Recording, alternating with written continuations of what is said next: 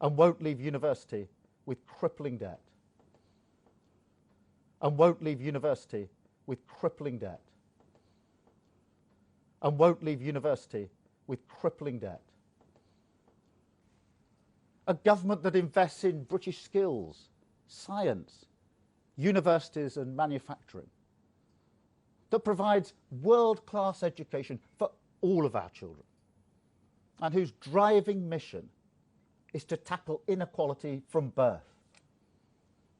A government that can ensure people don't have to leave their hometown to have the chance of getting a good job and won't leave university with crippling debt. That's why a Labour budget would protect families. We would not cut the £20 uplift in universal credit, benefiting 6 million families by £1,000 a year. We'd provide local councils with the funding they need to prevent huge rises in council tax.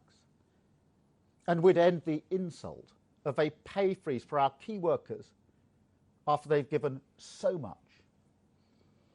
And a Labour budget would also back British business by extending business rate relief and the VAT cut for hospitality and leisure, by easing the burden of debt that weighs down on so many businesses, and by extending and updating the furlough scheme so that it's better able to help people back into work.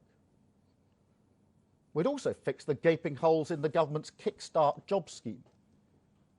It really does show how badly this government has let people down, young people down. That on average, 292 young people have become unemployed every day. But the government's flagship scheme only supports 13 jobs a day.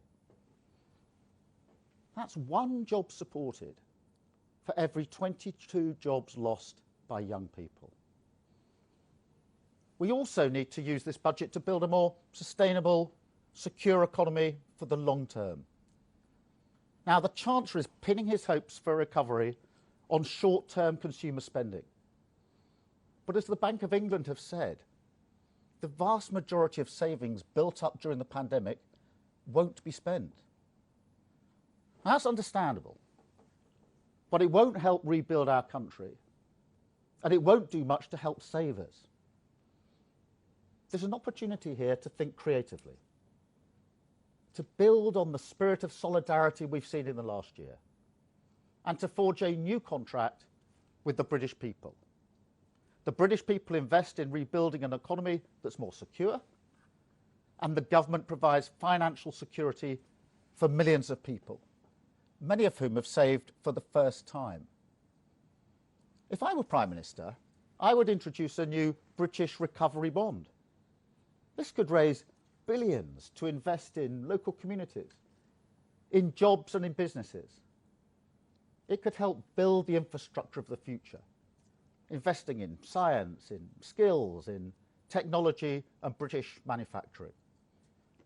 It would also provide security for savers and give millions of people a proper stake in Britain's future.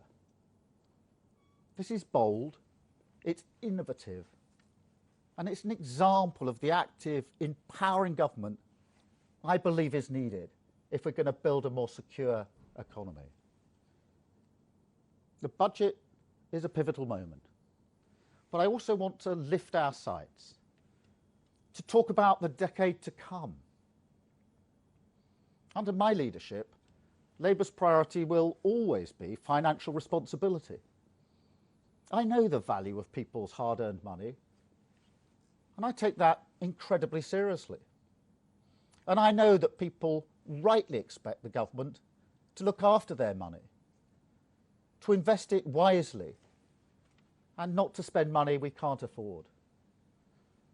Those are my guiding principles. But I think that COVID has shifted the axis on economic policy. Both what is necessary and what is possible have changed. The age in which the government did little but collect and distribute revenue is over. The mistakes of the last decade have made sure of that. I believe people are now looking for more from their government, like they were after the Second World War. They're looking for a government to help them through difficult times, to provide security, to build a better future for them and their families. A government that knows the value of public services, not just the price in the market. A government that invests in British skills, science, universities and manufacturing. That provides world-class education for all of our children. And whose driving mission is to tackle inequality from birth. A government that can ensure people don't have to leave their hometown to have the chance of getting a good job and won't leave university with crippling debt. A government that can build a new generation of affordable homes and not stand idly by while millions are denied the dream of home ownership. A government that can work with trade unions and businesses to shape the future of work and harness the opportunities of new technology. Britain is to succeed in the world.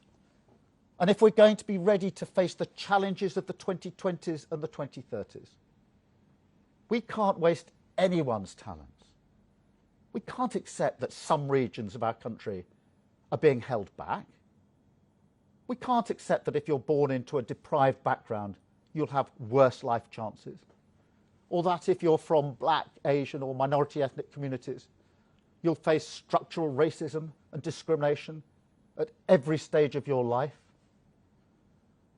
The Britain of the future, the Britain I want to build, is going to need the talents of everyone. Inequality is not only morally bankrupt, it's economic stupidity too. A fair society will lead to a more prosperous economy. It's not the choice of one or the other, as the Conservatives would have you believe. You either have both, or you have neither. Harold Wilson once said that the Labour Party is a moral crusade, or it is nothing. He was right. Our moral crusade now is to address the inequalities and injustices that this crisis has so brutally exposed, and to build a better, more secure future. Thank you.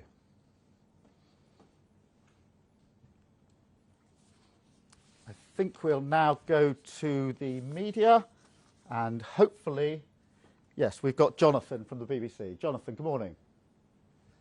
Good morning, Sir Keir. Can I ask you, does your policy of recovery bonds risk, in the short term at least, allowing the rich to become richer while offering nothing for those who are struggling financially due to the pandemic, many of whom may be former Labour voters who turned their backs on your party at the last election? And how do you assess the challenge of winning them back by 2024? Well, Jonathan, no. On the contrary, one of the problems of the past has been the short-termism of our economy coupled with austerity. I've given the bond as an example of a longer-term, secure way of investing. Many people have, I think, saved for the first time during this pandemic, and as the Bank of England says, they're unlikely to spend it in a hurry, and this gives them the security of a bond going forward, and also helps the country secure that economy. So it's actually part of an argument about how we go forward, that fork in the road that I described. As for winning people back, winning votes where we've lost them, that obviously is a question of trust in the Labour Party. And I think it's important that at this point I set out, as the vaccination programme is being rolled out, it is fantastic. We now can talk about what comes next.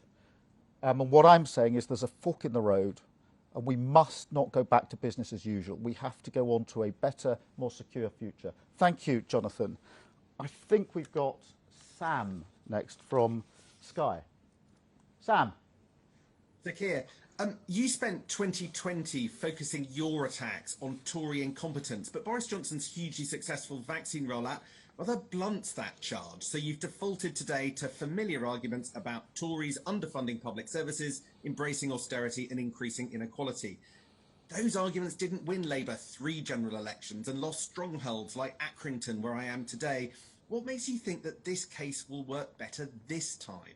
Well, Sam, I have criticised the Prime Minister and the government for being too slow on pretty well every occasion, and I stand by that criticism.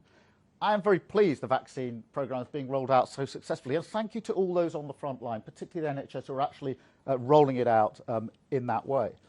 But I think there's a duty now, as we face the future, to be honest about the choices that are before us. As we come out of this, do we want to go back and try to repair what we had before? Or do we move forward to a better and different economy? And I think this is a moral and political choice that we now have to make. And that's the case I've set out in the speech that I've just given. Because if we go back to where we were before, we're going back to a model that had inequality and injustice built into it and put us in a position where we weren't as robust and ready as we should have been going into the pandemic. So this is about not just this budget in March, but where we go for the next decade. Thank you, Sam. Libby, I think, ITV. Libby, Keir, hi. We've heard in the React survey today that rates of coronavirus in London are coming down very sharply now, but they're falling much more slowly in the northwest and northeast. How concerned are you by these regional discrepancies, and what would you do about them if you were Prime Minister? Look, firstly, I'm really pleased to see the rates coming down. I think we all are. And I think that shows that these restrictions are working. And that's why we backed the government in those restrictions. I think we need to be cautious and careful. That's what the Prime Minister is saying. I think he's right about that. Careful and cautious as we come out of this, because we've got to make sure that this lockdown is the last lockdown. Not make the mistakes we've made before, which is to come out too quickly, come out cautiously and slowly. That's the language the Prime Minister is now using, and I think he's right about that. And it's why we support the lockdown that we're in. Because, as I say, I think across the country, everybody wants this to be the last lockdown that we can then move forward to the future. Thank you, Libby. I think we're now going to The Guardian with Jess. Jess, morning. Hi there. Keir, you say that there's no time for tax rises on businesses. Does that mean that Labour would oppose any attempt in Rishi Sunak's budget to raise corporation tax? And another really quick one, if I may. Johnson and Sunak have both, clearly spent 300 billion on COVID rescue measures. They are working already with the private sector in a huge partnership with volunteers to deliver a vaccine programme. And isn't it obvious that they also believe, as you put it, in this partnership between an active government and enterprising businesses? So what is Labour offering that is distinct from that? And perhaps you could say whether that means that you still believe there's a role for renationalisation of key industries. Well, Jess, the point I'm making about tax rises is this, that tax rises and a return or a return to austerity risk throttling off the recovery. And that's why it's very hard to find any economist out there that's suggesting that we should do either of those things, because what we need to do is to recover as quickly as possible and not throttle it off. On the wider point about the government, it's very important with this Prime Minister not to just listen to what he says, but to look at what he does. And there's a world of difference between the path I've just laid out and the path that he is going down. Obviously, I've focused on the last 10 years of austerity, but just look at the choices the Prime Minister's made recently. Council tax hikes, a pay freeze for key workers, and an indecision at the moment about cutting back the £20 on universal credit. These are not the signs of a government that understands that the future needs to be different and that the insecure, unequal economy of the past has to be in the past, and that we take a different path going forward. So I don't think that what Boris Johnson says is anything near what I've been saying this morning. And I think the fork in the road is very, very clear. And I've set out very clearly what I think is the right course for our country going forward, not just in the next few months or next few years, but over a decade. So thank you, Jess. The Telegraph, I think, with Tony Diver. Tony. Thanks. Okay.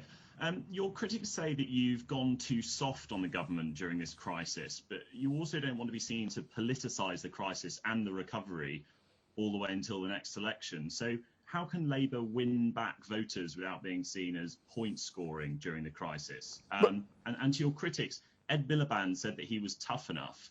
Are you radical enough for Labour? Well, Tony, just on the pandemic, what I said on the very first day I became leader of the Labour Party is we'd be a constructive opposition.